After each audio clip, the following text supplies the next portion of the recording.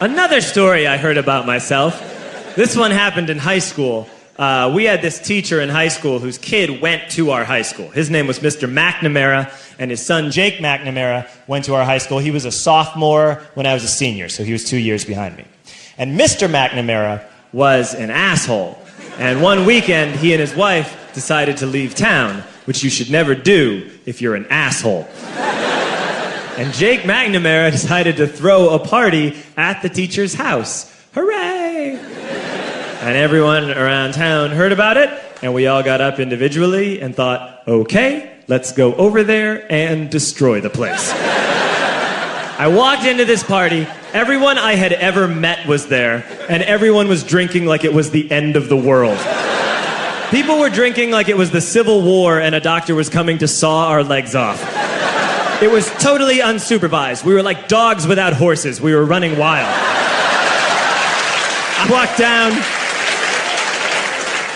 walked down to the basement. They had a pool table in the basement. One dude took a running start and threw his body onto the pool table and broke it in half. Another kid found out which room was Mr. McNamara's and went upstairs and took a shit on his computer.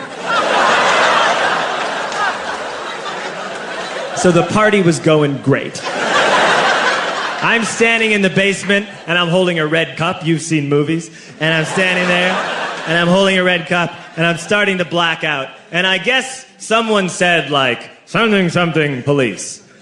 And in a brilliant moment of word association, I yelled, fuck the police! Fuck the police! And everyone else joined in. 100 drunk white children yelling, fuck the police. With the confidence of guys who have like already been to jail and aren't afraid of it anymore. You know, that like, I serve my nickel, you come and take me confidence. But white children. The reason someone had said something, something, police was because the police were there. So a Chicago police officer walked down the stairs and got to the bottom in the basement and looked out over a sea of drunk toddlers yelling, fuck the police, in his face.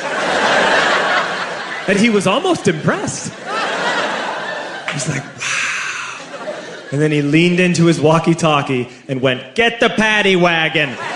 And my friend John, who is now a father, this man now has a baby, he grabbed a 40, smashed it on the ground, and yelled, scatter! And everyone ran in a different direction.